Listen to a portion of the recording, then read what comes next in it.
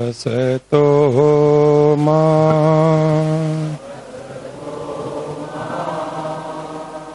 सद्गमय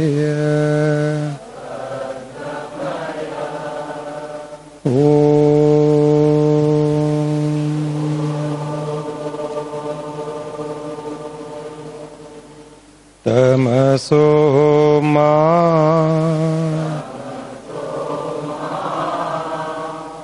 ज्योतिर्गमय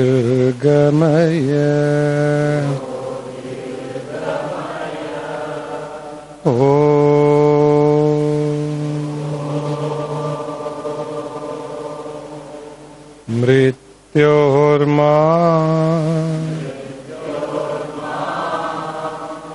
अमृतंगमय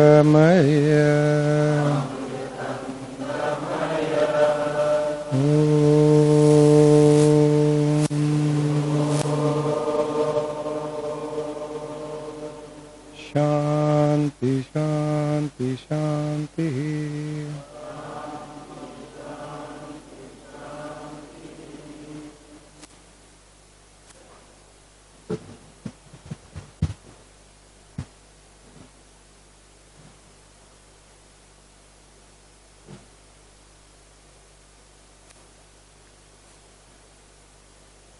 आध्यात्मिक मार्ग में, स्पिरिचुअल पाथ में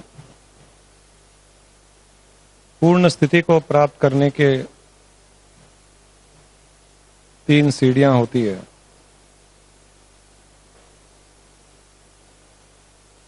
कंप्लीट एनलाइटनमेंट तक 3 सीढ़ियां होती है। पहली सीढ़ी को कहा जाता है तस्से वाहम। दूसरी सीढ़ी तमे वाहम और तीसरी और आखिरी सीढ़ी त्वमे वाहम। तस्से वाहम का अर्थ है कि वो कहीं है। साधारण मनुष्य को पता नहीं है कि ईश्वर कहाँ है, परमात्मा कहाँ है, कैसा दिखता है। सुना हुआ है कि वो होता है, कहाँ किस रूप में किस प्रकार से प्रकट होता है, कैसा दिखता है, उसे पता नहीं है। तो वो मानता है कि वो है। तस्से वाहम, कहीं है वो, उसको विश्वास है कि कहीं है। चूंकि देखा हुआ नहीं है, इसलिए कुछ नास्तिक लोग कहते हैं कि वो नहीं है। जो आस्था रखते हैं वो कहते हैं कि वो कहीं है। और इसी स्टेज में नास्तिक भी होते हैं जो कहते हैं कि वो नहीं है। जो एथिस्ट होते हैं,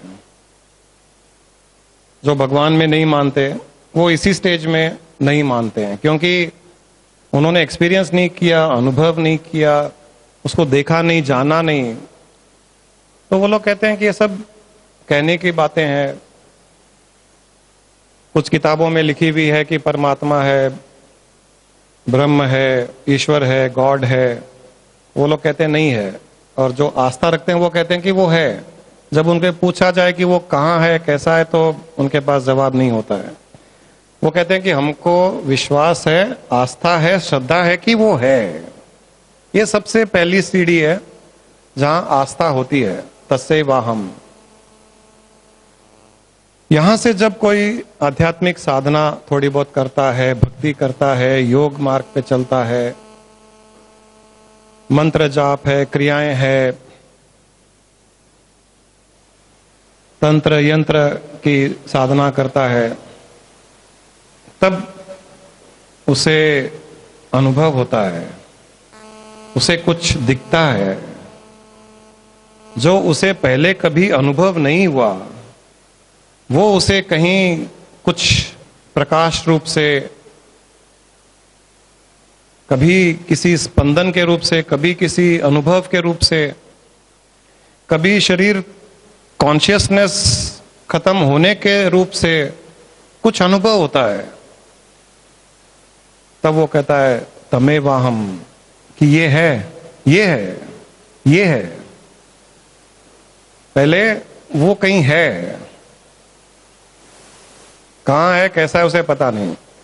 अनुभव में आते ही कहता कि ये है, अभी भी वो ये है, मतलब मैंने उसे देखा है, मैंने उसका अनुभव किया है, वो प्रकाश रूप से।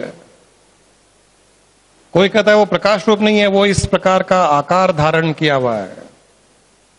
कोई कहता है वो सब कुछ नहीं है, वो एनर्जी है, खाली स्पंदन के रूप से अनुभव होता है। अलग अलग व्यक्तियों को अलग अलग अनुभव जो आध्यात्मिक साधना में होता है, तब उनका विश्वास दृढ़ हो जाता है और सामने दिखाई देने लगता है कि वो है, इस रूप से है वो। तमेवाहम, पहले तसेवाहम कि वो कहीं है, दूसरे स्टेज में तमेवाहम, ये है, मुझे साफ दिखाई दे रहा है कि वो है, यहां है, ऐसे है।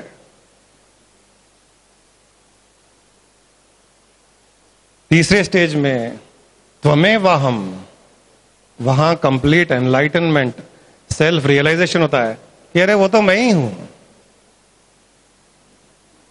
वो उस स्वरूप में स्थित होकर के कहता है कि हो, ये मैं हूं, मैं स्वयं ही वो हूं।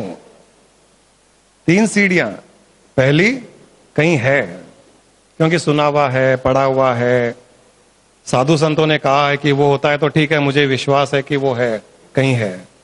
दूसरे स्टेज में ये रहा, ये है।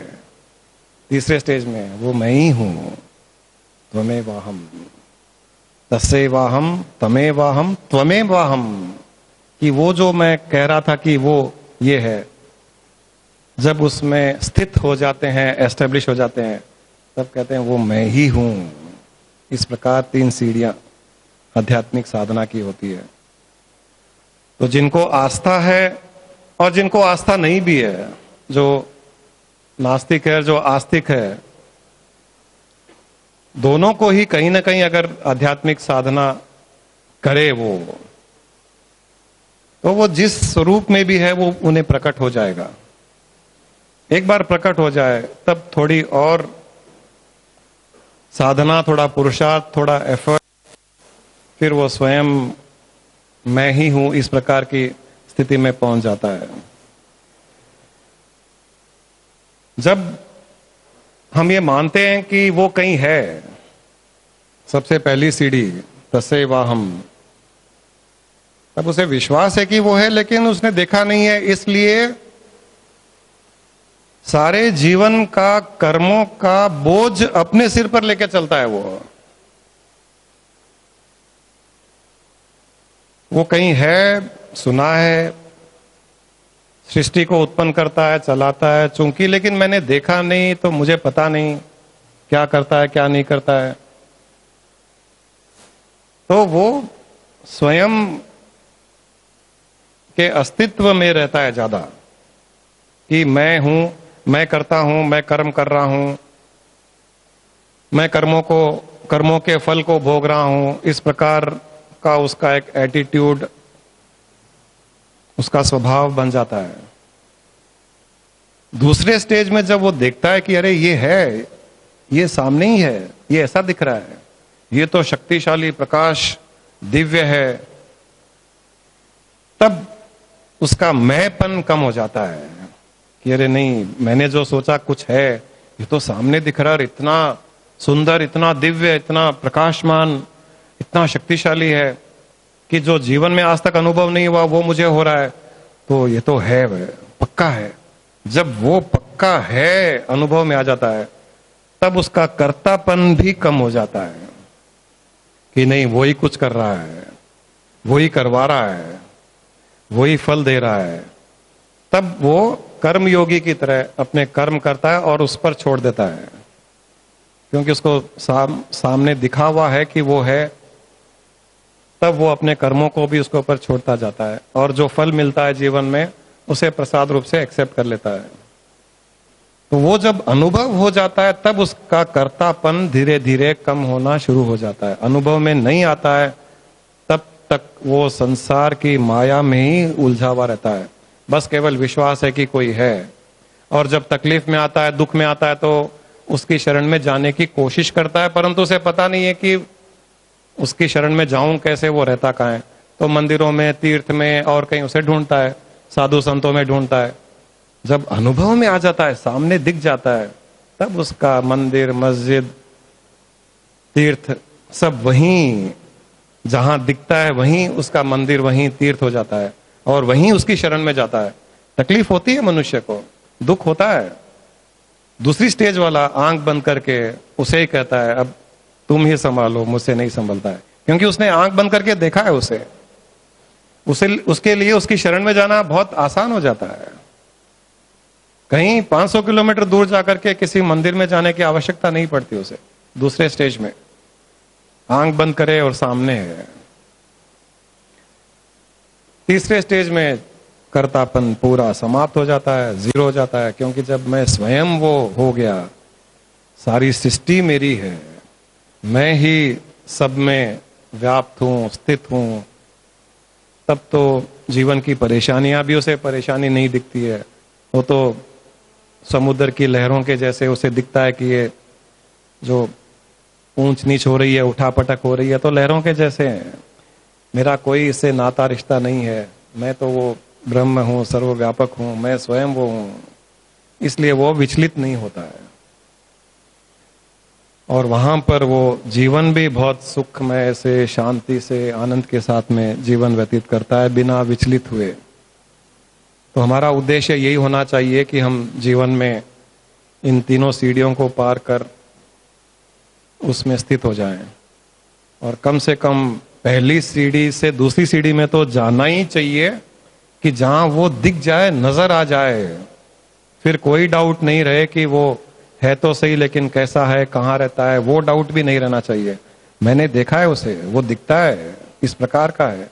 वो चाहे जिस प्रकार का दिखे आपको, उसका कोई फर्क नहीं पड़ता है। वो चाहे आपको प्रकाश रूप से दिखे या प्रकाश नहीं दिखे, अंधेरा ही दिखे, केवल स्पंदन के रूप में दिखे, या एक हृदय में आनंद के रूप में, फवारे के रूप में, ब्लिस का फाउंटेन के रूप में एक्सपीरियंस हो, तो भी आपको पता चलेगा कि ये सुपरनैचुरल है, कोई दिव्य अवस्था ही है जो मुझे अनुभव करवा रही है। तो भी आपको पूर्ण विश्वास हो जाएगा कि वो हाँ है। तब आप उसकी शरण में जा सकते हो, और जैसे जैसे उसकी शरण में जाते जाओगे, वैसे वैसे आपका मैंपन, कर्तापन समाप्त हो जाएगा। जितना कर्तापन समाप्त होता जाएगा, उतना आप उसमें स्थित होते चले जाओगे, और एक समय आएगा जब आप वो स्वयं बन जाओगे। कंप्लीट एनलाइटनमेंट, पूर्ण मुक्ति, मोक्ष की स्थिति बन जाएगी। इस प्रकार से आगे बढ़ने का प्रयास कीजिए। शुरू में थोड़ा एफर्ट लगेगा, एक बार एक्सपीरियंस कर लीजिए, फिर मजा लग जाएगा। उस एक्सपीरियंस करने तक एफर्ट जरूर लगेगा, लेकिन इतना ही कहना चाहता हूं कि उसको एक्सपीरियंस करके देखिए, उसके बाद में फिर आपको और किसी के कहने की, सुनने की, पूछने की आवश्यकता नहीं पड़ेगी। अपने आप उसकी ओर खींचते चले जाओगे। थोड़ा सा द्वार खुलना है उसका। उस स्टेज में जो कहा जाता है कि आप ईश्वर की ओर एक कदम बढ़ाओ तो वो 10 कदम बढ़ाएगा, वहां पर वो होता है। एक बार वो रास्ता खुल जाए, आपको साफ दिख जाए कि वो है, सामने दिखा है मुझे, तब वो आपको अपनी ओर अट्रैक्ट करना शुरू कर देगा। जल्दी से जल्दी थर्ड स्टेज, तीसरे स्टेज में पहुंचने का प्रयास कीजिए और जीवन मुक्ति का आनंद लीजिए। इस विषय में कोई चर्चा करनी हो, डाउट्स हो?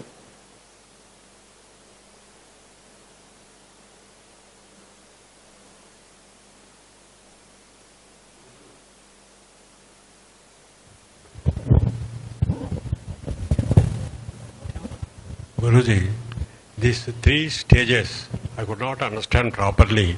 If it is explained in English, Okay. I will be happy. And the other question is, in fact, in the last session, Guruji has pronounced that 4 steps are there as far as sadhana is concerned. Soshma, Stola, Bhava and Bhavatita sadhanas. And whether we have to do that one, after that we have to do this or this one, that one, some little confusion is there. So kindly explain it, Guruji, for the sake of all the devotees. My objective of satsang is getting fulfilled when I confuse people.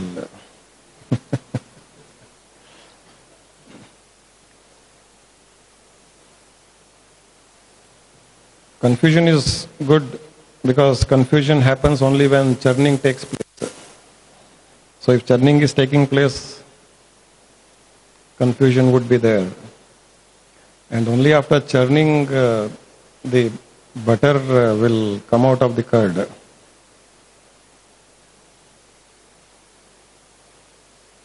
These are the 3 stages which I talk today. It is not about sadhana. The last satsang, what I talked about, sadhana. I talked about the sthul sadhana, sukshma sadhana, that is the gross, the worship of the gross object. Idol worship is the sthul atma, first worship, first sadhana. Second, sukshma sadhana, that is without a gross object, you worship internally, but in a form, in a yantra. In the 3rd stage, I talked of bhavatma, that is pure meditation, without any form, without any idol, no worship, no rituals. And that 3rd will lead to the 4th, bhavatita. So there it was a sadhana. Here I am talking of 3 stages which normal beings experience while going through the spiritual path. In the first stage is Tasevaham, means he is there. He exists. Somewhere he is there. Because you have read, you have heard about God, about the Supreme Divine Being. So you believe without experiencing that it exists. You have not experienced, but you believe. In the 2nd stage, Tamevaham, that belief converts into experience. In meditation or in puja or in bhakti, in any sadhana which you have been doing, you experience that. You see that. Sometimes through the closed eye, sometimes even with the open eye you see. You see, oh, he is this. This is how he looks. Sometimes as light, sometimes as some feeling of bliss, sometimes as vibratory effect. So that belief gets converted into a seeing. You see. There's no blind belief now. And in the 3rd stage, you become that. So the whole process is from knowing to being. In the first stage, you only know that something exists, God exists. In the 3rd stage, you become that. So it is a journey from knowing to being. From the journey from the unknown to the known. In between, the experiences is called as, yes, I have seen him. First, you have not seen, but you believe. 2nd stage, you see, oh, I know, he exists. I have experienced, I have seen him. 3rd stage, you become that.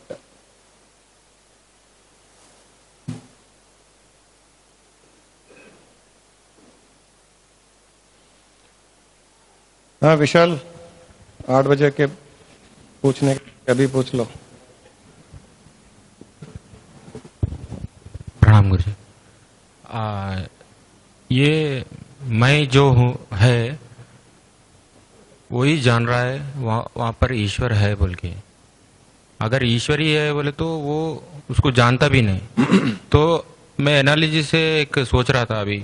आप एक room में है, उसको 101 ऐसा heart का बोलते ना doors है, उसमें वो आप उसका एग्जिस्टेंस का प्रतिनिधित्व तो करते हुए उसको आंसर दे रहे हैं।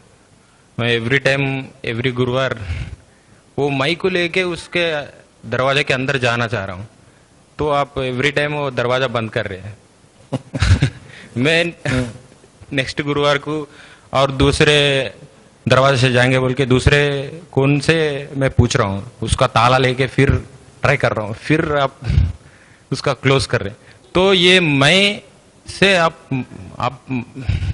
घुसने नहीं दे रहे हो, तो मैं नहीं घुसने दे रहा हूँ। हाँ, आप सत्य का वो अद्वैत का प्रतिनिधित्व कर रहे, मैं वो द्वैत का।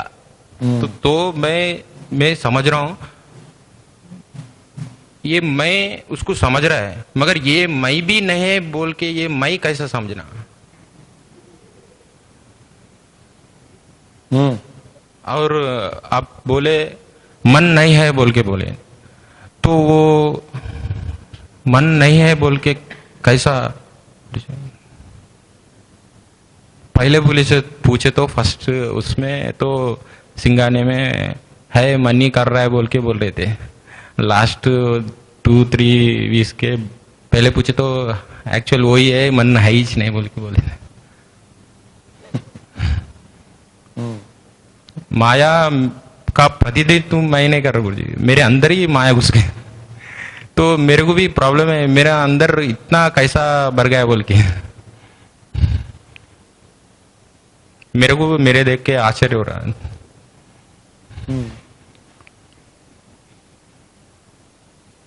क्या करें नेक्स्ट? आप कैसा वो मैं को मैं नहीं है बोल के समझना गुरु जी।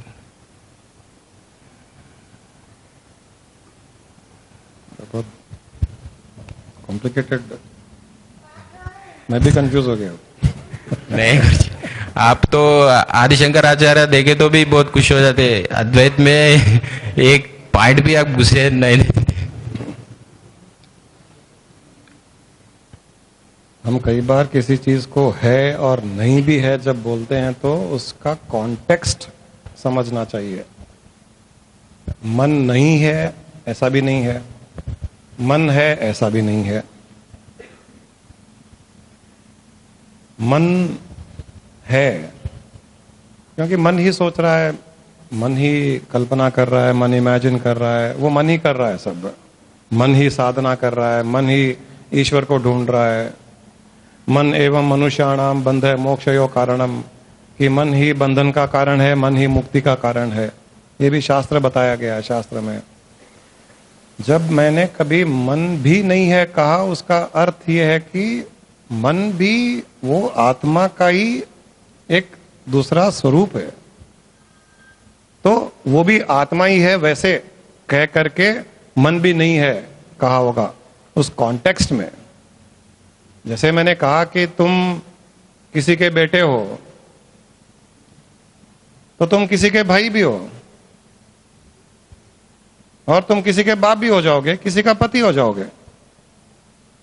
अब कोई छोटा बच्चा को बोलेंगे कि ये बेटा है, ये बाप भी है, ये भाई भी है, ये पति भी है, तो छोटा बच्चा बोलेगा आप एक ही बताइए, वो बाप है, बेटा है, या भाई है, या पति है। ये उसके समझ में नहीं आ रहा है रिलेशनशिप। तो क्या ये चारों तुम हो या चारों नहीं हो? चारों हूं। लेकिन तुम एक ही हो, तुम चार तो नहीं हो, एक ही हो ना। उस एक को ही अलग अलग कॉन्टेक्स्ट में अलग अलग रिश्ते जाना जा रहा है कि नहीं? एक ही व्यक्ति बेटा भी है, एक ही व्यक्ति बाप भी है, वही पति भी है, वही भाई भी है। तो छोटा बच्चा नहीं समझेगा, जब बड़ा हो जाएगा, मैच्योर्ड हो जाएगा, समझेगा। वैसे ही आध्यात्मिक मार्ग में जब मैच्योरिटी आ जाएगी, जब समझ आ जाएगी उस चीज की, तब ये कंफ्यूजन दूर हो जाएगा। अरे उस एक ही चीज को आत्मा कह रहे हैं, उसी चीज को मन कह रहे हैं, उसी चीज को दूसरे कॉन्टेक्स्ट में बुद्धि कह रहे हैं, उसी को अंतरात्मा कह रहे हैं, उसी को ज्ञानात्मा कह रहे हैं, उसी को प्राण कह रहे हैं, उसी को जीव कह रहे हैं, उसी को कुंडलिनी कह रहे हैं, उसी को परमात्मा कह रहे हैं, उसी को ब्रह्म कह रहे हैं।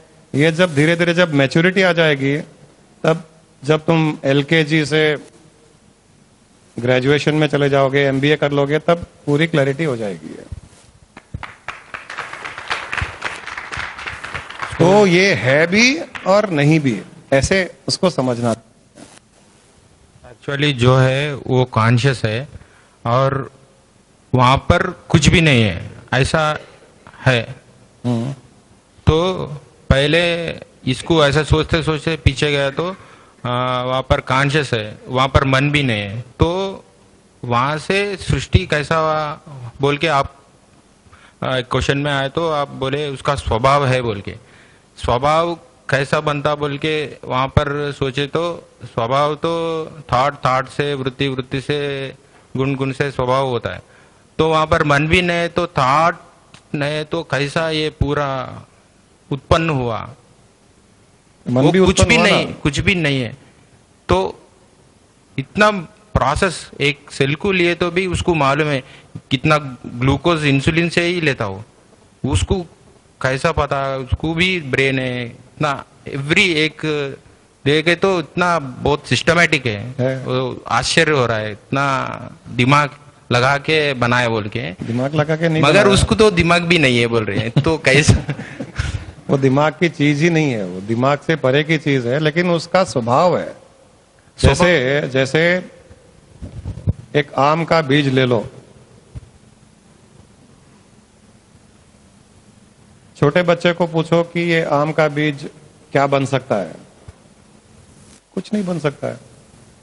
छोटा सा आम का बीज है, उस छोटे से बच्चे को लाके आम दिखाओ कि बोलो ये आम के बीज से निकला हुआ है, छोटा 1 साल का बच्चा, क्या बोलेगा? वो मानेगा क्या उसको? हंसेगा, वो बोलेगा पॉसिबल ही नहीं है। कैसे पॉसिबल है? इतना सा बीज है, इतना बड़ा आम इसमें से कैसे निकलेगा? फिर तुम बोलो ये एक आम नहीं, ऐसे हजारों आम इस बीज से निकले हैं, मानेगा वो? जिसको उतनी मैच्योरिटी नहीं आई समझने की, वो मानेगा क्या? उसको एक बड़ा आम के पेड़ का फोटो दिखाओ, उसको बोलो ये आम के बीज में से निकला हुआ है, वो हंसने लग जाएगा। इतने बीज, इतना छोटा बीज, इतना बड़ा पेड़ कैसे बनेगा? क्या समझेगा वो? लेकिन बन रहा है, छोटा सा आम का बीज, बड़ा पेड़, डालियां, पत्ते, फूल, आम के अंदर रस, ऊपर पीले कलर का, अंदर दूसरा कलर का, उसमें रस, उसके अंदर फिर एक और गुठली, उस एक गुठली से फिर लाखों आम, एक आम के बीज में लाखों आम, उन लाखों आम के बीजों में और लाखों आम। क्या एक छोटा बच्चा समझ सकता है? लेकिन है ना उसका स्वभाव, कैसे वो छोटा सा बीज बड़ा पेड़ कैसे हो जाता है, वैसे ही। ये तो समझ में आया गुरुजी, उससे ही पूरा उत्पन्न हुआ, मगर उसको कॉन्शियस को जो है नथिंग है, उसको कुछ भी समझ आम में का नहीं। बीज, आम के बीज ने बुद्धि लगाई क्या नहीं, कि ऐसा आम बनाऊं, उसका टेस्ट ऐसे बनाऊं? आम को पता नहीं है, मगर आम को जो क्रिएट करा उसको तो पता है। तो बीज वो को कहाँ पता है? वो कॉन्शियसनेस को नहीं पता है, और प्रकृति की भी नहीं पता है। तो न आम को पता है, न बीज को पता है। मगर इतना सिस्टमैटिक चल रहा बोले तो किसको तो भी पता है। वो कौन है? 2 ही है यहाँ पर, तो वो तीसरा भी ये बोले तो वो बीच में मेरे को समझ में आया। तीसरा कौन है? तीसरा कोई भी तीसरा नहीं है। कोई भी नहीं है। फिर इसको तो नहीं पता, इसको भी नहीं पता। आम को, इसको पता है ना? आम को नहीं पता, आम के झाड़ को भी नहीं पता। अब उसको उतने कॉन्टेक्स्ट में ही समझो उसको, क्योंकि वहां उसके मन बुद्धि इंद्रियां वहां नहीं है। उसको खाली आम का एग्जाम्पल जो दिया है उसको इतना ही कॉन्टेक्स्ट में समझो कि एक ही चीज अलग रूप धारण कैसे कर सकती है, बस इतना ही कॉन्टेक्स्ट में समझो। फिर उसमें आम को क्यों समझ में नहीं आ रहा है कि मैं बीज से निकला हुआ हूं, बीज को क्यों समझ में नहीं आ रहा है कि मुझ में से हजारों लाखों आम निकलेंगे, वो कॉन्टेक्स्ट वहां एप्लीकेबल नहीं होगा। ये सब लिमिटेड अप्लीकेबिलिटी होती है इन कॉन्टेक्स्ट की। अब यहां पर इससे और आगे इवोल्यूशन हो गया है। आम का इवोल्यूशन एक स्थूल वस्तु से स्थूल प्रकृति की इवोल्यूशन हुई है। आम के पेड़ का केवल स्थूल प्रकृति तक सीमित है वो। अब यहां हम उसके बियॉन्ड जा रहे हैं, जहां चेतन प्रकृति भी उत्पन्न हुई है। चेतन प्रकृति मतलब सृष्टि उत्पन्न हुई, स्थूल सृष्टि उत्पन्न हुई, पेड़ पौधे, धरती, आकाश, तारे, सूर्य, चंद्रमा, ये पूरी स्थूल सृष्टि।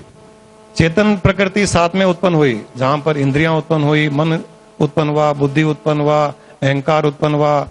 ये मिलकर के फिर जीव जंतु, मनुष्य, शरीर आदि बने।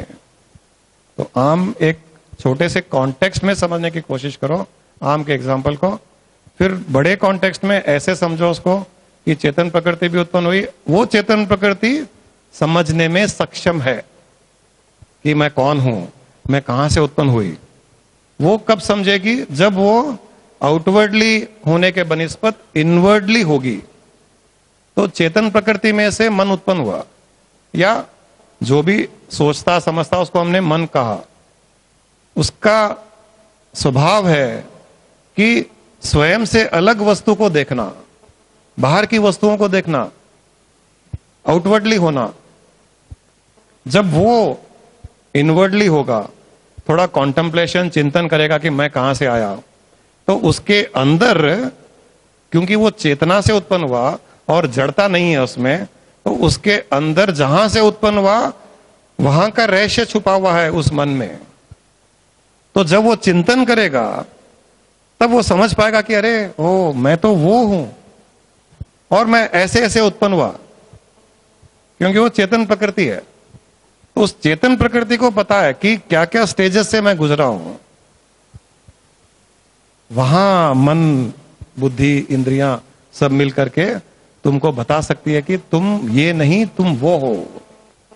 आम में वो चेतन प्रकृति नहीं आई है तो वो सुषुप्ति अवस्था में है, समझ लो, क्योंकि वहां ब्रेन नहीं है।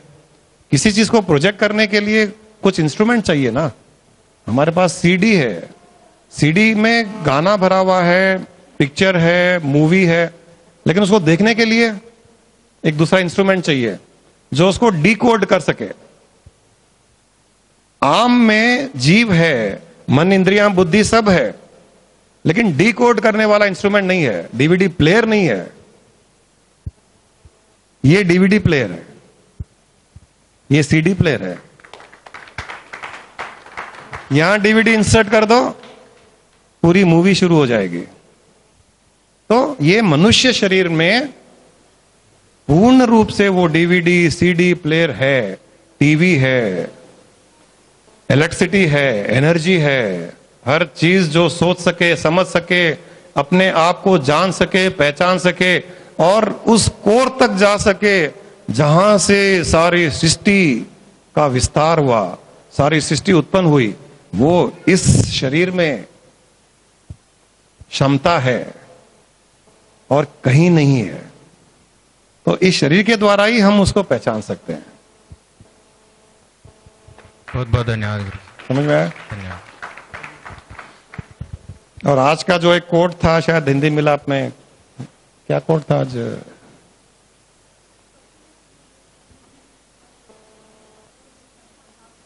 अच्छा, वो आज का था। कल वाला एक बिस्तर पे सोते हुए था ना, कल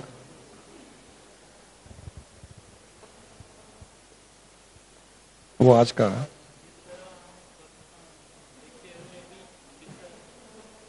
हाँ, नहीं, ये निर्मला जी जो बोल रही है, हम जिस तरह स्वप्न देखने के समय बिस्तर से कॉन्स्टेंटली, कंटिन्यूअसली संपर्क में रहते हैं, उसी तरह हम ईश्वर से भी कंटिन्यूअसली, कॉन्स्टेंटली संपर्क में रहते हैं, सब कुछ करते हुए।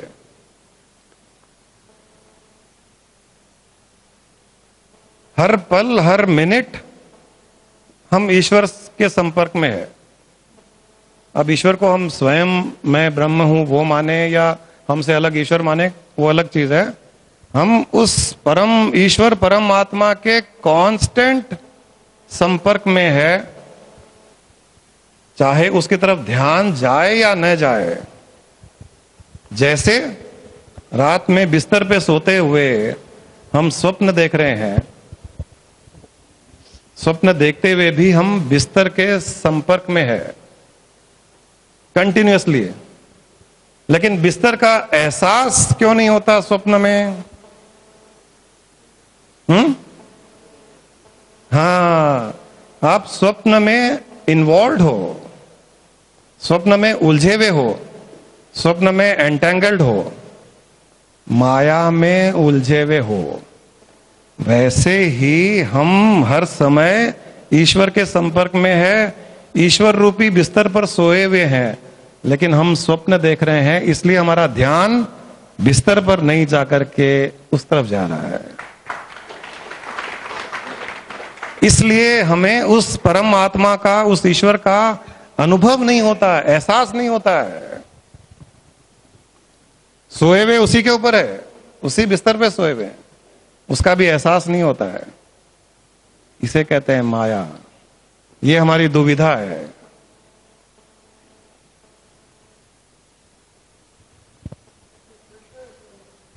इसी कॉन्टेक्स्ट में तो एक बार बात कीजिए, नहीं तो ब्रेक हो जाएगा चेन में। 1-2 मिनट के बाद में, या तो दूसरा अगर प्रश्न है तो, क्योंकि आपके थोड़े प्रश्न, हाँ, आप श्वास के द्वारा उससे कांटेक्ट में हो, श्वास को फील करो। 24 घंटे श्वास चल रहा है तो आप फील कर सकते हो कि उसके कांटेक्ट में हो। किसी भी रूप में आप हो कांटेक्ट में। बिस्तर पे सोते हुए आप सपना देख रहे हो, पहाड़ों का, नदियों का, स्विट्जरलैंड का, घूम रहे हो, झगड़ा कर रहे हो, पैसा कमा रहे हो, पैसे गिन रहे हो, सब कुछ कर रहे हो, लेकिन रियलिटी क्या है? वो रियलिटी नहीं है। Krishnaiah, did you get this point?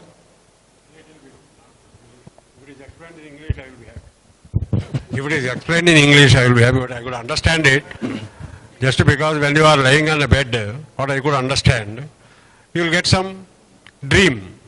In the dream, of course, you will be doing so many things, but it is not true. What I could understand. Yeah. And what is truth? What is reality? Truth is that you are lying on a bed, sleeping. So what I said, yes. My quote in the Hindi newspaper yesterday was, while you are lying down on the bed, Yes. and you are in a dream state, you are watching a dream, Yes. yet you are constantly in touch with the bed, but you are not aware of it, because you are aware of the dream. So while being aware of the dream, you lose the awareness of the bed. Likewise, constantly you are in touch and in contact with the God, with the Supreme Divine Being, even while being in the world, doing all actions, performing all kinds of deeds, yet you don't experience and realize that connection with the God, because you're looking at something else other than that. Yes. Your awareness is at something else other than that. That is because we are living in a materialistic world. Yeah, so you're, But these materialistic... even if, yeah, that's right. So the knowledge aspect here is, even when you are involved in the materialistic world, yet you are constantly within, in connection, in contact with the Supreme Divine Being. Not even for a moment you were disconnected with it, though you were not aware of it. Yes. We are not But aware. you were in contact. Now this knowledge or this belief, or you agree to this, your contact will start, your awareness towards that will start. अरे बहुत अच्छी बात थी ये तो. I forgot, I never thought about this. I am constantly in touch. Now while doing anything in the world, everything in the world, you can start feeling that connection. Because God or the supreme divine being is omnipresent. Everywhere. Omnipresent means everywhere, Everywhere. within and outside. So where is that moment when you are not with it? Where is that moment when you are not in connection with it? Where is the moment when you are disconnected with it? And where is the question of seeing and realizing that also? If the firm belief turns into a conviction, then even your spiritual journey comes to an end there. Okay. You have realized. Aham Brahmasmi. That's all. You start feeling that everywhere and anywhere and every time. Okay. Thank you, Guruji.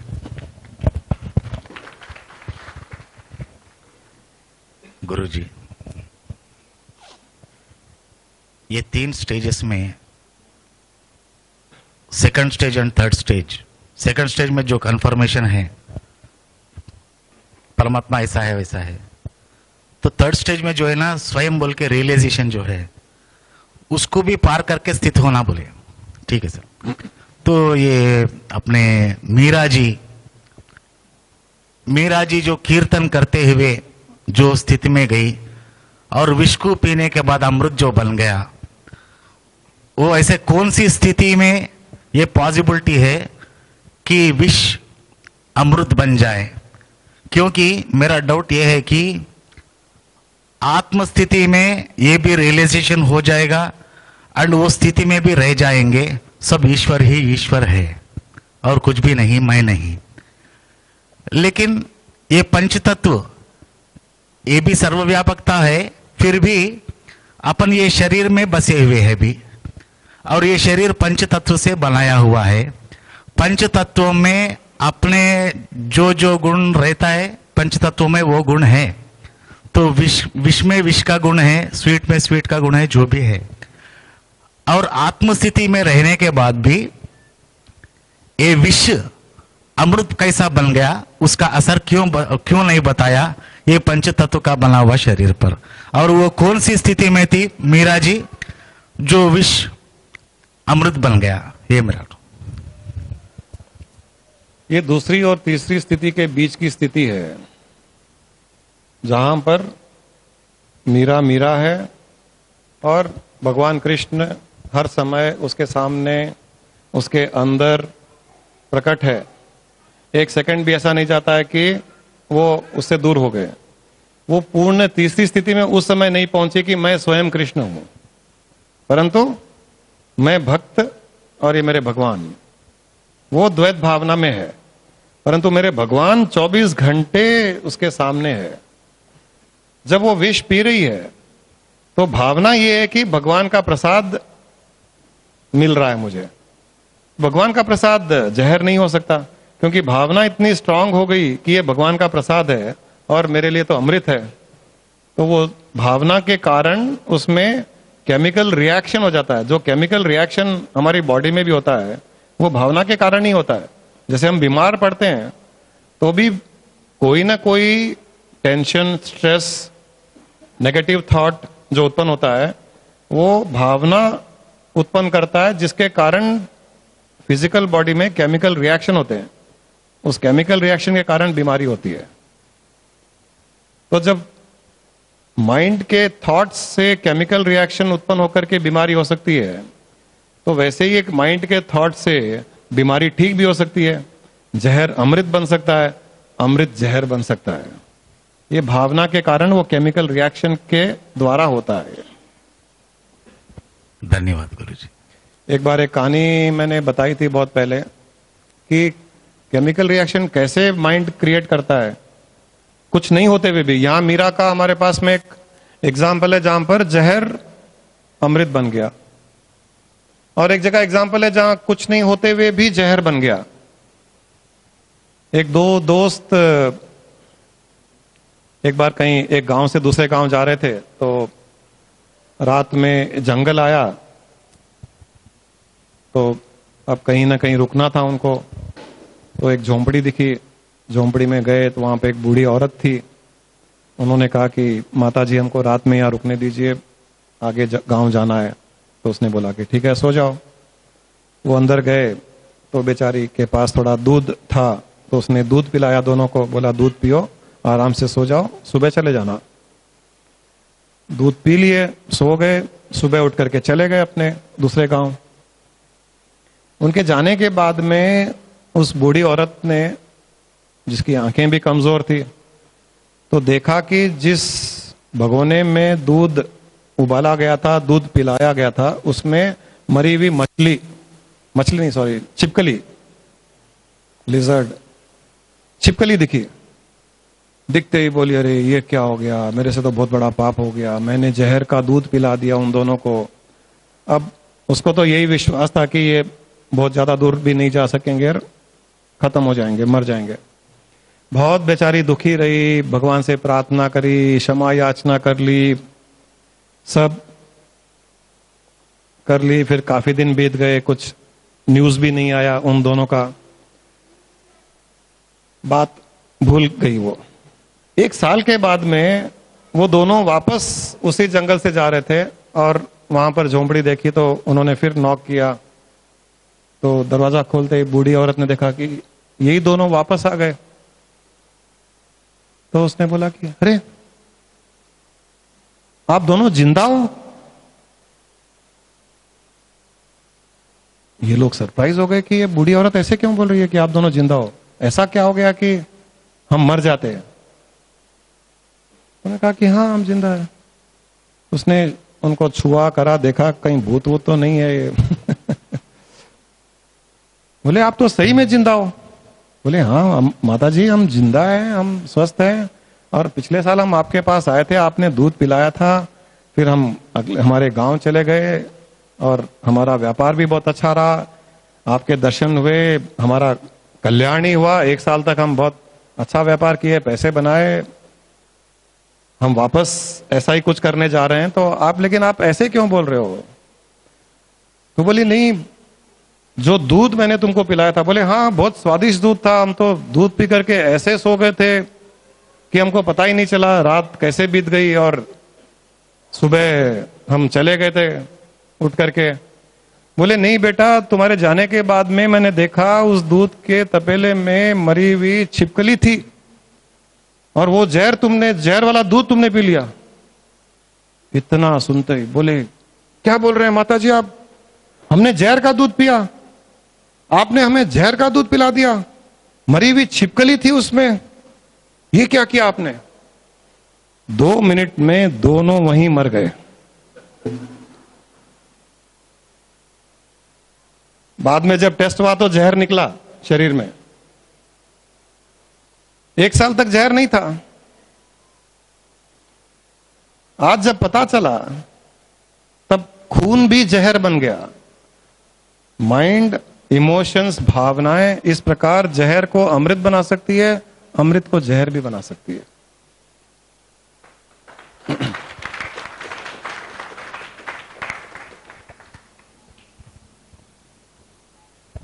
प्रणाम। Relationship between human being and this Srishti and God, एक सूफी saying है, coat है कि तू उसके नूर से रोशन है लेकिन तू वो नूर नहीं है। उसका इंग्लिश में you are illuminated by his light but you are not that light, या आप भगवान की कृति हैं, आप भगवान नहीं हैं। तो आदमी इतनी साधना करने के बाद कभी क्रिएशन खुद भी क्रिएटर हो सकता है क्या। मतलब है जैसे सृष्टि है और कोई आदमी साधना कर रहा है, साधना की बहुत ऊंचाइयों तक जाता है, अपन बोलते हैं भगवान अलग है, भगवान की कृपा से सारी सृष्टि चल रही है, हमारे जो भी कार्यकलाप हो रहे हैं भगवान की कृपा से हो रहे हैं, और अपन साधना करते करते क्या उस भगवान के लेवल को प्राप्त कर सकता है कोई भी आदमी। मैंने जो तीसरी स्थिति बताई वो यही बताई कि वहां पर मैं अलग और भगवान अलग नहीं है, वो दूसरी स्टेज में है, मैंने उसको देखा है। तीसरी स्टेज में मैं स्वयं वो बन जाता हूं जो अहम ब्रह्मास्मि है, वो स्थिति, अहम आत्मा है, वो स्थिति बन जाती है कि मैं ही वो हूं। नहीं, तो वो क्रिएटर ही बन गया। ये एक भावना की बात हो गई कि मैं सोचने लगता हूं कि मैं भगवान हो गया हूं, बट वास्तव में सोचने की बात नहीं है। वहां पर वो स्टेज जब एक्सपीरियंस करोगे तो वहां पहले सोच सकते थे, हम पहले सोच रहे होंगे कि मैं वो हूं, मैं वो हूं, लेकिन जब आप अनुभव कर लोगे तब वो वहां सोच भी खत्म हो जाती है, थॉट भी खत्म हो जाता है. You really become that. But becoming that is a state of that formless omni present omnipotent state. जब शरीर भी रहेगा और आप वो भी बन जाते हो, तब चूंकि शरीर है तो आप ये सोचते हो कि मैं इस शरीर के द्वारा सृष्टि क्रिएट कर लूं क्या. वो शरीर के द्वारा पॉसिबल नहीं है. शरीर सृष्टि क्रिएट नहीं कर सकता है.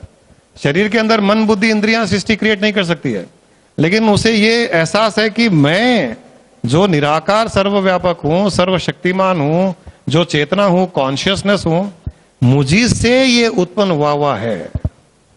और चूंकि सृष्टि सोच करके उत्पन्न नहीं की जाती है, वो जो भगवान है या क्रिएटर है, आप अगर ये सोचते हो कि वो सोच करके सृष्टि उत्पन्न करता है तो नहीं होता है. वहां पर सोच करके सृष्टि उत्पन्न होती नहीं है.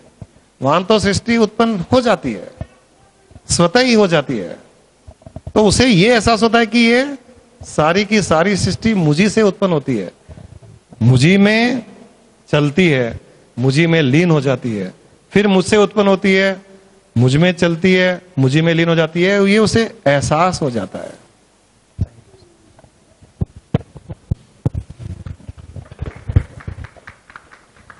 प्रणाम गुरुजी. सृष्टि की उत्पत्ति ये ओम में से हुआ है, सुना ऐसे मैं पढ़ा हूँ, तो ओम के बारे में कुछ बोले. सृष्टि की जब उत्पत्ति होती है, जब ग्रॉस फॉर्म में आती है सृष्टि, फर्स्ट स्टेज जहां पर सृष्टि ग्रॉस फॉर्म में आने वाली होती है, तब वो एक बिग बैंग होता है, ब्लास्ट होता है. सबसे पहले साउंड उत्पन्न होता है. वो साउंड ओम को माना जाता है कि वो ओम का साउंड था. वो इसलिए ओम का इंपॉर्टेंस है. और वो साउंड के बाद ही सृष्टि ग्रॉसर फॉर्म में उत्पन्न होती है. So the first stage is the sound and that sound is the Om. जो आपके नानक देव जी भी नहीं कहा था ना, ये सुनाऊं? अच्छा है, मजा आता है मुझे. एक ओंकार सतनाम कर्ता पूरक निर्भव निर्वैर अकाल मूरत अजूनी सैबं गुर प्रसाद. कैसा गाया? जप आद सच जुगाड़ सच है भी सच नानक होशी भी सच. कि वो एक ओंकार ही सच है, वही सत्य है, वही सबसे पहले उत्पन्न हुआ है सृष्टि में, वही सच है. वो सृष्टि की उत्पत्ति से पहले भी था, सृष्टि की उत्पत्ति के समय भी वही था, सृष्टि की उत्पत्ति के बाद भी वही है, सृष्टि के पश्चात आगे भी वही सत्य रहेगा. ये जो बीच में हो रहा है, ये सारा का सारा असत्य है. सत्य वो एक ही है.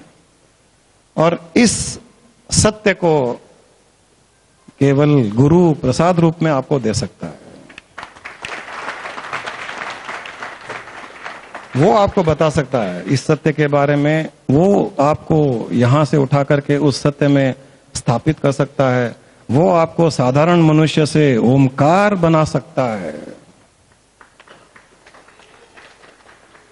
कोई गलती तो नहीं हुई ना इसमें? अच्छा कहा है ना?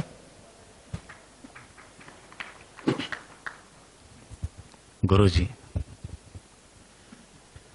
जैसे साहब ने कहे थे वो सृष्टि के बारे में, सृष्टि शरीर में रहते हुए नहीं कर सकते. आपने बताया सर्वव्यापक परमात्मा जो सृष्टि है, वैसा शरीर के साथ शरीर में रहते हुए साध्य नहीं. और हमने थोड़े सुने हैं और कहीं पर कि कहीं लोग, कुछ साधु संत लोग चमत्कार दिखाते हैं, कुछ लाते हैं. और ये भी सुना है कि पुराणों में उधर इधर इधर से गायब हो जाते हैं, उधर प्रत्यक्ष हो जाते हैं। इसके पीछे साइंस क्या है? अगर वो उन लोगों फल या कुछ चीज उत्पन्न करे तो कैसा हो, उसके साइंस के बारे में बताइए। एक्चुअल में मैंने जो कहा सृष्टि उत्पन्न नहीं कर सकते, उसका अर्थ ये था कि जो ऑर्डिनरी माइंड अभी समझता है वो इस प्रकार की सृष्टि उत्पन्न नहीं कर सकता, परंतु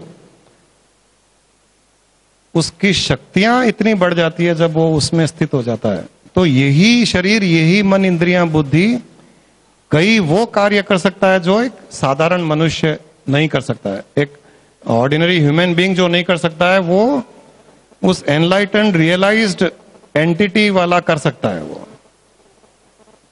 वैसे वो कौन से ऋषि थे जो उन्होंने विश्वामित्र की कहानी आचार्य जी को याद होगी, तो उन्होंने किसको भेजा था वहां स्वर्ग, वहां से उसको वापस त्रिशंकु को वो स्वर्ग भेजा था, उसको वापस भेज दिया।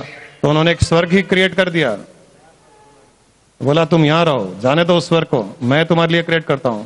तो उनमें इतनी सिद्धियां, शक्तियां आ गई थी, तो वो स्वर्ग को भी क्रिएट किया उन्होंने। फिर भी जो एक्सपेंशन उस निराकार सर्वव्यापक परब्रह्म परमात्मा का है, उतना एक्सपेंशन ये सीमित मन, शरीर, बुद्धि नहीं कर पाता है। लेकिन साधारण मनुष्य से 1000 गुना ज्यादा उसमें शक्तियां, सिद्धियां आ जाती है। तो साधारण मनुष्य जो सोच भी नहीं सकता वो क्रिएट कर सकता है फिर भी, परंतु उसके जितना नहीं। तो यहां हमारी शक्तियां बढ़ती है, सिद्धियां बढ़ती है जब हम उसकी ओर बढ़ते जाते हैं। तो और यही शक्तियां, सिद्धियां जो उस क्रिएटर में है, जो परब्रह्म परमात्मा में है, जिसके द्वारा सब कुछ क्रिएट होता है, वही कुछ अंश, कुछ रूप से हमारे अंदर डेवलप हो जाता है। तो इसलिए जहां कुछ नहीं है वहां पर भी कुछ क्रिएट किया जा सकता है, जहां कुछ नहीं है वहां पर कोई वस्तु क्रिएट की जा सकती है। क्रिएटिव पावर उसी का ही है, हमारे अंदर है। ऑर्डिनरी ह्यूमन बीइंग में वो इन्वोक नहीं होता है। स्पिरिचुअली हम आगे बढ़ने पर, उसके साथ में एक होने पर, वो हमारे पावर्स, क्रिएटिव पावर्स इन्वोक हो जाते हैं। तो उस क्रिएटिव पावर्स के अंतर्गत में हम अदृश्य भी हो सकते हैं, अपने आप को कहीं और कहीं प्रकट कर सकते हैं। अदृश्य स्थान से हम किसी भी वस्तु को, किसी भी ऑब्जेक्ट को उत्पन्न कर सकते हैं। वो सारी की सारी, चूंकि वो क्रिएटर में है तो हमारे अंदर भी आ जाती है, परंतु उतनी नहीं आती जितने उसके पास में है।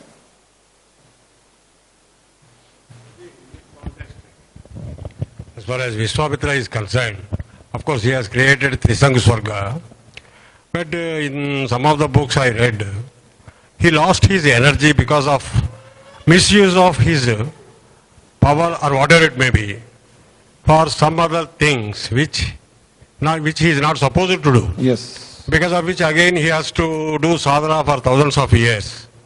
Is it a fact that if we or anybody misuses the powers that are attained by him because of sadhana, that he will be losing to some extent or maybe mostly maximum extent? If you misuse the powers for interest or to project your ego, Yes. then you lose it. But if you use it, not misuse, Yes. use for somebody's betterment, for somebody's good, for somebody's upliftment, then you don't lose it. You don't lose your powers. Can we gain something? There is no question of gaining or losing there, because Yes. when you are using the powers, it is not also using the powers, because it is a natural blessing which flows from an enlightened being. Seeing somebody suffer, seeing somebody's pain, or seeing somebody struggle in spiritual path, remaining established in the omnipresent divine being entity, a bhava develops, चलो इसका कल्याण हो जाए, he is not taking the credit, he is not projecting his ego, he doesn't go all out and tell everybody because of me he came out of the problem, because of me he evolved. He doesn't say that. It's all God's grace, he will say. Like if I evolved, my Guruji, my Swamiji never said I helped him, I gave him this. He never said. God's grace, Baba's grace. If we go or somebody comes to Swamiji asking for some solace or solution for some problem which he can help people, he would say, go and pray in the Baba hall. He would never say, okay, it will be done. Go and pray in Baba hall. Baba will take care. We all know Baba knows nothing about it. It is he who will do it. But they never take the credit on themselves. So in such situations, there is no question of gaining or losing. They are neutral. But when you do it for selfish interest, for some sensuous passion, fulfillment of those things, for money, expecting something in return, projecting ego, obviously you lose. You lose your powers. So many people say, so many Gurujis also, in so many books it is written that suppose Manav Seva, Madhav Seva, suppose if you go to the rescue of a person who is in need of it, automatically God will be very happy to come to your rescue in case of when you are in need of it. Like that something is there. Yeah, obviously. That is. Thank you, Guru. Ladies.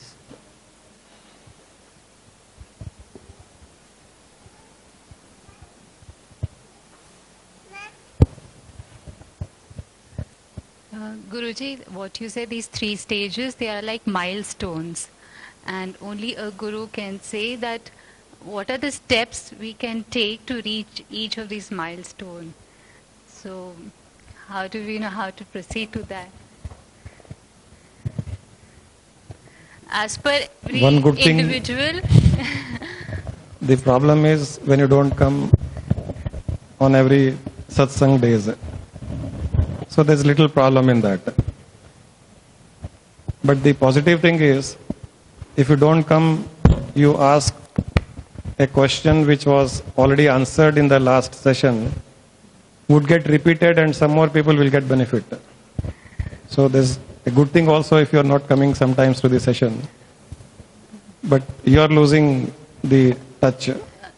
I actually repeat one, Guruji, what's Sthul, Yeah, same Sukshma. thing. Basically, there are 4 kinds of sadhana steps. First is the worship of gross object, like temple, idol, which is something outside you. You believe that divinity exists there. So you worship yantra, gods, idol and all that. Second stage is you stop gross worship and internally in the mind you worship the same form of the God. Second step, you do all that rituals in worship internally also which you do externally. Third step, pure meditation. There is no form of God, there are no rituals, there is no aarti, there is no puja, no flowers offering to the God. Pure meditation. That is the 4th step. This will lead you to the next step where you get established in that. And that becomes your enlightenment. Last stage. This is the 4 stages of sadhana. Is it clear?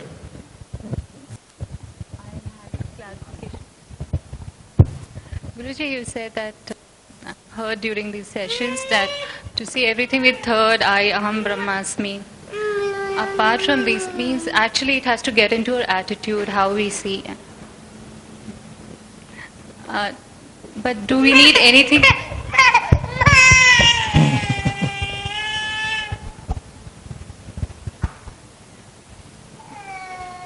Anyway, you can tell without the mic.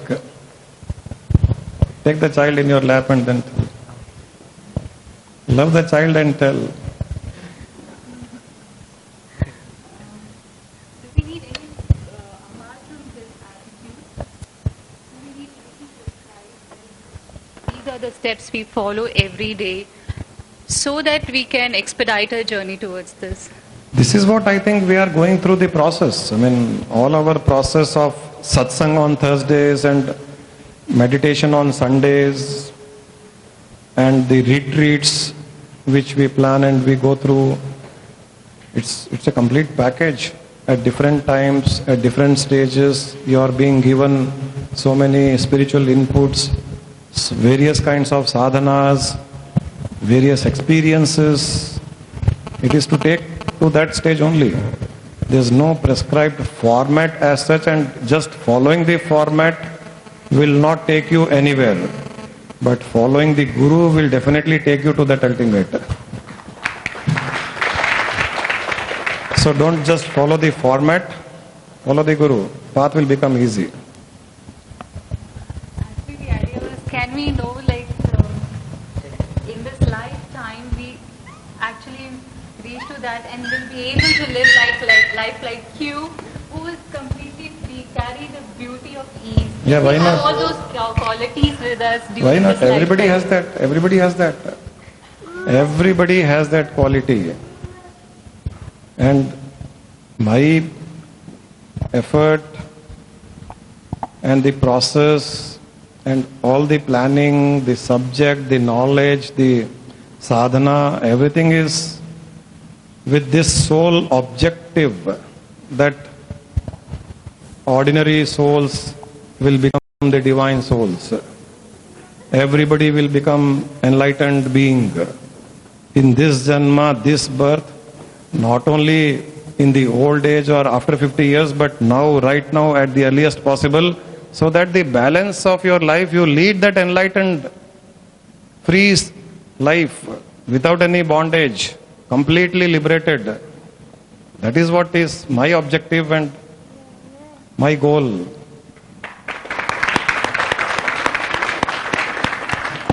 It all depends how much you are able to grasp, how much you are able to flow in this flow. The river is flowing at its speed, unbiased, without any discrimination. I think there is nothing like one person is getting more than the second person, one person is getting the essence and others are only getting some difficult path to be followed. I don't think all that exists here. Everybody is equal. It all depends how much each one is able to take and then evolve. Like when we went to our Guruji, the same thing we had seen. I mean, what he gave us, he gave to others also. Some people could take the lead essence, drink the juice, enjoyed the butter and enlightened. Others continue to drink buttermilk, continue to do the puja, continue to remain in the materialistic world, continue to expect or try to increase wealth, name, fame, so they got stuck up there. It all depends on individuals, what you take, how you take, and what kind of implementation you go through. The shortest to shortest path has been shown, and the longest to longest also has been shown. Shortest is right now, feel enlightened, know that you are the divine being, you are not an ordinary being. Have firm conviction in that belief, and right now you are enlightened. The longer path is, no, unless I experience, like Vishal says, जब तक अनुभव नहीं करूंगा मुझे कैसे पता चलेगा कि मैं डिवाइन बीइंग हूं. Slightly longer path. वो भी पहुंचेगा, आप भी पहुंचोगे. आप अभी पहुंच जाओगे, वो उस टाइम के बाद में पहुंचेगा. So it all depends on the individual, what they accept, what they create that conviction, and how fast they achieve that enlightenment.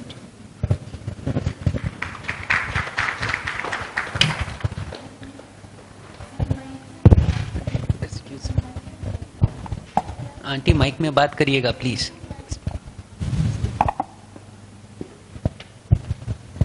एक एनलाइटन आदमी, उसकी लाइफ एक गृहस्थी जीवन में कैसा रहता है? आपको तो अच्छा अनुभव है। वो क्या आम आदमी की तरह जीता है कि वो एक साधु की तरह जीता है? मैं तो आम का बाप हूं। हमारे सामने तो आम भी काम नहीं आ सकता है। मैं तो तोतापुरी आम हूं। खट्टा मीठा, दिखने में भी बड़ा। नहीं, कुछ लोग सोचते हैं एनलाइटन होने के बाद वो साधु की तरह जीता है, उसका घर वालों से होते हुए भी कुछ नाता नहीं होता है। वो कहते हैं मेरे किसी से मोह नहीं है। श्याम बोल रहा है वो एनलाइटेंड ही नहीं है, ऐसा सोचते हैं तो। किसी से मोह नहीं है, प्यार जरूर करता हूँ, मोह नहीं है मुझे किसी से। हाँ, तो वो तो होता ही है ना।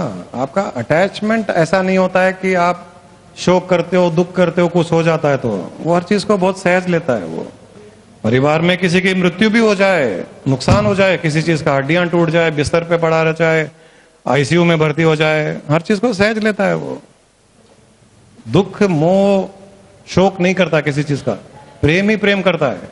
ये तो होता ही है। और उस प्रेम में वो परिवार के साथ में भी प्रेम करता है, पत्नी के साथ में भी प्रेम करता है। मैं तो बहुत बड़ा लव गुरु भी हूं। मैं लोगों को सिखाता हूं प्यार कैसा करना चाहिए। जो नीरस लोग, जो ड्राई हो गए, जिनमें रस ही नहीं रहा प्यार का, उनको तो उनके अंदर प्यार का रस जगाता हूं।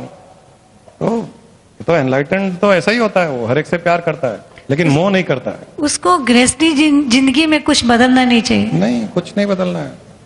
बदलता है तो भी अच्छे के लिए बदलता है। जो टाइम नहीं देता था टाइम देता है, प्यार नहीं करता था प्यार करता है, हंसता नहीं था हंसता है। मैं गाना कभी नहीं गाता था, अभी कितना अच्छा गाना गाया। मेरे को हरदम डांटती थी पहले, आप प्लीज गाया मत कीजिए। आपको सुनना हो तो रविंद्र जी को बुला लेंगे, सुन लीजिएगा। अब तो बोलती है आप ही गाओ, रविंद्र जी को मत गाना दो। नहीं, वो तो अच्छा गाते हैं। लेकिन बहुत ऐसे एक पॉजिटिव एस्पेक्ट में डेफिनेटली फर्क पड़ता है, इंप्रूवमेंट होता है उसका। ये सब कई लोगों की एक विचारधारा या सोच कि एनलाइटन मतलब ये छोड़ दिया, वो छोड़ दिया, ये नहीं करता है, वो नहीं करता, ऐसा कुछ नहीं है। मैंने कितनी बार बोला हुआ है, एक योगी संसार को एक भोगी से ज्यादा भोगता है। एक भोगी भी संसार को नहीं भोग सकता जितना एक योगी भोगता है। क्योंकि भोगी को डर है वो फंस जाएगा, भोगी उसमें अच्छा बुरा देखता है। योगी तो उसमें अच्छा बुरा देखता ही नहीं है और उसे पता भी है फंसना तो कुछ है ही नहीं अपने को। तो मुझे आप रोज होटल ले जाओ, मुझे रोज पिक्चर ले जाओ, मुझे रोज कहीं पिकनिक पर ले जाओ, मैं तो तैयार रहता हूँ कभी भी। लोगों को पूछता हूँ चलना है क्या, यहाँ पर चलना है क्या, वहां पर लोग बोलते हैं इनको तो कुछ काम है नहीं। रोज घूमने फिरने की बातें करते हैं। तो जो हमने नहीं भोगा योगी बनने से पहले, वो सब भोग रहे हैं, बहुत ज्यादा भोग रहे हैं। खैर हमने बहुत भोगा, संसार को बहुत भोगा, लेकिन अब जिस दृष्टिकोण से भोग रहे हैं वो अलग भोग है। इसमें कोई फिजिकल भोग नहीं है, इंद्रियों का भोग नहीं है, इसमें वो नहीं है कि कोई इंद्रियों के लिए भोग रहा है, वो नहीं है। इसमें तो वो ब्रह्म को ही भोग रहा है, वो पूर्ण ब्रह्म को भोग रहा है। वो खाना खा रहा है तो ब्रह्म को खा रहा है, सीनरी देख रहा है तो ब्रह्म को देख रहा है, वो हिल स्टेशन जा रहा है या स्विमिंग पूल में डुबकी लगा रहा है तो वो केवल ब्रह्म को ही ब्रह्म को भोग रहा है। इसीलिए कहते हैं कि योगी संसार को भोगी से ज्यादा भोगता है, क्योंकि भोगी संसार को अलग अलग वस्तुओं को भोगता है, ये पूर्ण रूप से उस ब्रह्म को ही भोगता है। ये फर्क है। मैं पत्नी को पत्नी कम देखता हूं, ब्रह्म रूप ज्यादा देखता हूं। मैं भी आजकल इनको गुरु माई बोलता हूं घर में। तो पत्नी जो केवल पत्नी थी तो एक फिजिकल रिश्ता था, एक्सपेक्टेशंस थी, गिव एंड टेक था, पूरी हुई तो ठीक, नहीं हुई तो गुस्सा आना करना, वो सारा का सारा खत्म हो गया। जब ब्रह्म भाव में स्थित हो गए, स्वयं को उसमें देख रहे हैं, वो स्वयं को इसमें देख रही है, तो केवल प्यार ही प्यार, देना ही देना रह गया, लेना मांगना खत्म ही हो गया। तब ज्यादा भोगते हो आप उसको। अब डर नहीं है। पहले अगर इनके बारे में कुछ बोलता था तो सोचना पड़ता था बोलूं नहीं बोलूं, क्योंकि रिएक्शन होता था। अब तो कुछ भी बोल सकते हैं क्योंकि पॉजिटिव रिएक्शन होता है, पता है। वो डर भी खत्म हो गया पत्नी का। अक्सर पतियों को पत्नी का डर रहता है, इसलिए बेचारे वो सहमे हुए, छोटा मुंह लटके हुए रहते हैं।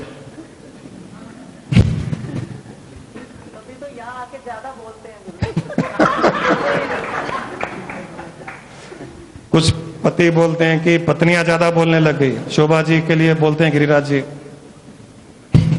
आजकल इतना बोलती है, पहले तो मुंह नहीं खुलता था, आजकल तो लेफ्ट एंड राइट डांटती है, प्रेम भी बोलता है। कुछ दूसरों के क्वेश्चन है क्या, पूछ लो एक बार। ये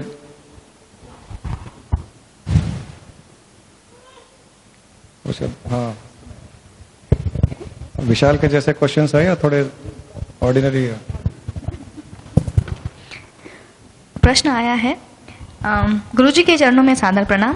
गुरुजी, जब हम आपको अलग अलग परिस्थितियों में, जैसे कभी दुख में, कभी पैसों की तंगी में, या फिर कभी जीवन में प्राणों पर संकट आ जाए, कभी खुशी में, हम जिस भाव से आपको स्मरण करते हैं, तब क्या आपको हमारी अलग अलग परिस्थितियों का आभास होता है?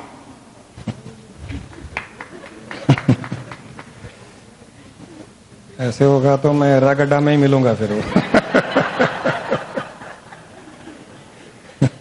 अगली बार से वहीं आना, सत्संग वहीं करेंगे।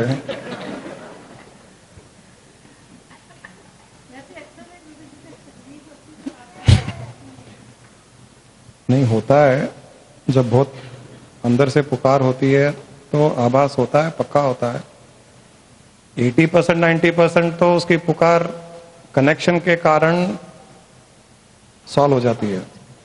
जब वो सॉल्व नहीं होती है और पुकार बहुत ज्यादा डेप्थ की होती है तो जरूर पहुंचती है, वो सब गुरुओं के पास पहुंचती है, लेकिन वो इतनी फिल्टर होके पहुंचती है कि उनको पता है कि ये मुझे याद करेगा, श्रद्धा है, भावना है, तो उससे उसकी प्रॉब्लम सॉल्व होती रहती है। जो सॉल्व नहीं हो रही है और फिर भी वो तकलीफ में पुकारता है तो वो पहुंचती है और उसका सोल्यूशन भी निकलता है। पर इन्होंने पूछा है कि लेकिन इसका ये मतलब नहीं है कि हर कोई पुकारना शुरू कर दे।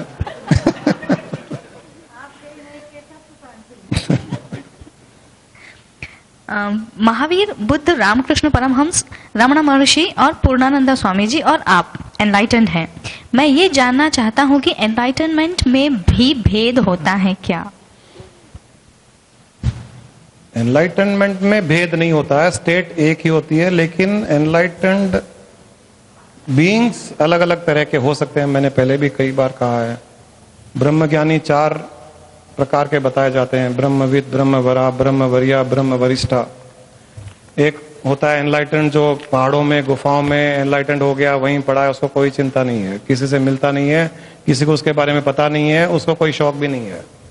दूसरा होता है जो वहीं जंगलों में, पहाड़ों में है, लेकिन थोड़ा बहुत कहीं ना कहीं 1-2 लोगों से, जैसे देवरिया बाबा एक थे, कुछ ऐसे थे संत जो इक्के दुक्के 2-4 ऐसे भक्तों से मिलते थे, बात करते थे, कुछ लोगों को पता होता था, बाकी मोस्टली अपने में रहते थे, कभी कभी लोगों के बीच में आते थे। तीसरे टाइप के हैं जो हमारे स्वामी जी जैसे हैं, उनका एक आश्रम है, सिटी से दूर है, अपने जगह में बैठे हैं, कोई आ रहा है तो उनको ज्ञान दे रहे हैं, कोई आ रहा है उसको और कुछ सहायता चाहिए, साधना चाहिए, वो बताते हैं।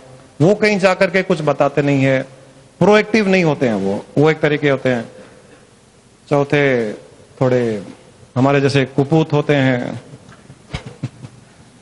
जो हर जगह जाते हैं, माइक लेते हैं, जोर जोर से चिल्ला के बोलते हैं कि मैं एनलाइटेंड हूं, मेरे पास में आओ, तुमको भी एनलाइटेंड मिलेगा।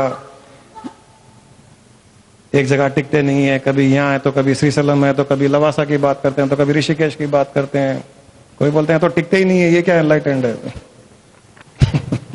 मैं कहता हूँ वो कौन सा ब्रह्म टिका हुआ एक जगह, वो खुद ही हलचल मचाता रहता है, तो ये कैसे टिकेगा। तो चौथा ऐसा होता है, ऐसे 4 प्रकार के होते हैं। और एक प्रश्न है, Guruji, how to take incidents like of Kedarnath, it keeps rolling in the mind. प्रकृति का किया हुआ है, प्रकृति अपनी बैलेंसिंग एक्ट कर रहा है, आपका उसमें लेना देना कुछ नहीं है। न इस प्रकार के डिसास्टर में आपका कोई रोल है डायरेक्टली, और नहीं आप उसको रोक सकते हो। हाँ, हर व्यक्ति का कहीं ना कहीं कुछ ना कुछ तो खराबी, गलती रही होगी। वो पेड़ पौधों के मामले में ले लो, या नेचर को डिस्टर्ब करने के मामले में ले लो, या कई बार ऐसा भी होता है कि जब बहुत से लोग नेगेटिव हो जाते हैं और नेगेटिव इमोशंस बहुत निकलते हैं, तो भी वो प्रकृति को जाके डिस्टर्ब करती है, प्रकृति इम्बैलेंस होती है। उस इम्बैलेंस में वो कभी भूकंप आता है, तो कभी बाढ़ आती है, तो कभी और कुछ होता है, सूखा पड़ता है, लोग मरते हैं, सुनामी आती है। तो हम इतना जरूर कर सकते हैं कि हम पॉजिटिव रहें, पॉजिटिव वाइब्रेशंस भेजें, सबके अच्छे के लिए प्रे करें, प्रकृति की रक्षा करें, यह सब जरूर हमें करना चाहिए। एक और क्वेश्चन है, when a dear one passes away, it creates vacuum and that emptiness hurts. What to do? How to handle it? When a dear one passes away, it creates vacuum and that emptiness hurts. What to do? How to handle it? Evolve spiritually. That vacuum gets created because आपका attachment कहीं था, मोह था, उसे बहुत expectation थी, वो हमारे करता धरता हैं या सुख देते हैं, तो वो जब कम हो गया तो वो वैक्यूम क्रिएट होता है। इसके लिए पहले से ही हमको स्पिरिचुअली इवॉल्व होते रहना चाहिए। जब हर चीज कंजीनियल है हमारे पास में, उस कंजीनियलिटी में हम जब इवॉल्व होंगे तब ये सब हमको तकलीफ नहीं देंगे, डिस्टर्ब नहीं करेंगे। इसीलिए तो अक्सर लोग जब घर में तकलीफ आती है, कोई मर जाता है, किसी की एक्सीडेंट होती है, लॉस हो जाता है, दुख आता है, तब भगवान के पास भागते हैं, गुरु के पास भागते हैं।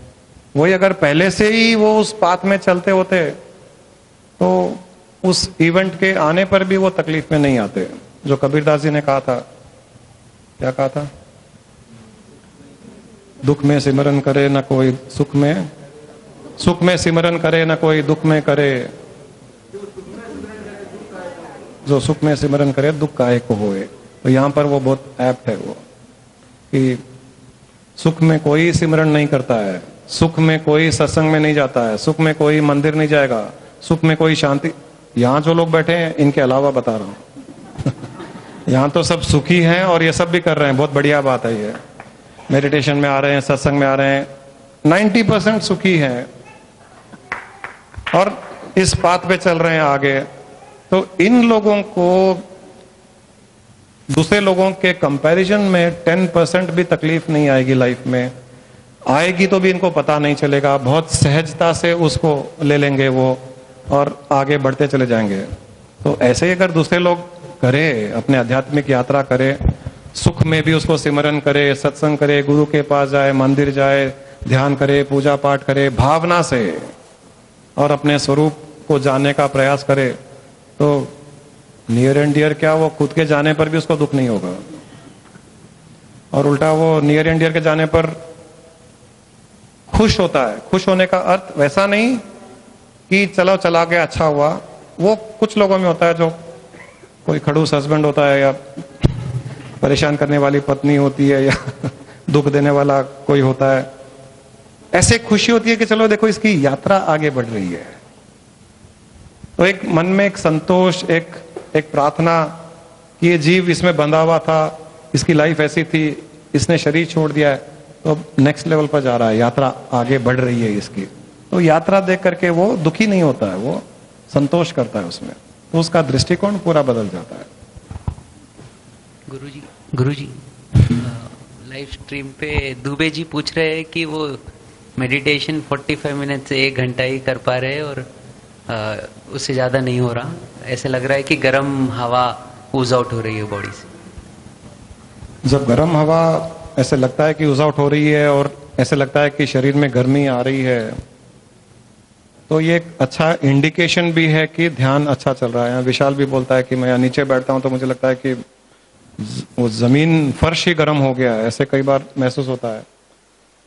तो ये ध्यान में प्राण के रुकने से होता है। तो ये जब होता है तो उनको शीतली प्राणायाम करना चाहिए। शीतली प्राणायाम से ये हीट कम हो जाएगी। और थोड़ा सॉलिड फूड कम खाना चाहिए, सेमी सॉलिड फूड ज़्यादा खाना चाहिए, लिक्विड्स ज़्यादा पीने चाहिए। ये सब खुश्की का कारण होता है, तो थोड़ा सा घी वगैरह पीना चाहिए। और एक स्ट्रेच में 45 मिनट्स करने पर अगर ये जो इनको हीट जनरेट हो रहा है और वो सहन नहीं कर पा रहे हैं, तो उनको एक स्ट्रेच में 45 मिनट्स में नहीं करके इसको ब्रेक करके 20 मिनट 30 मिनट के एक स्ट्रेच में 2-3 बार करना ज़्यादा ठीक रहेगा।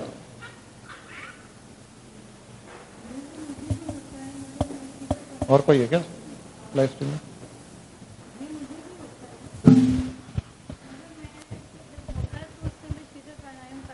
हाँ, वो एकदम शीतली प्राणायाम करते ही वो खुश्की जो है शरीर में, जो हीट जनरेट होता है वो सबसाइड हो जाता है। चलो अगले गुरुवार के लिए उस हीट को बचा के रखते हैं। आप सबका बहुत बहुत कल्याण।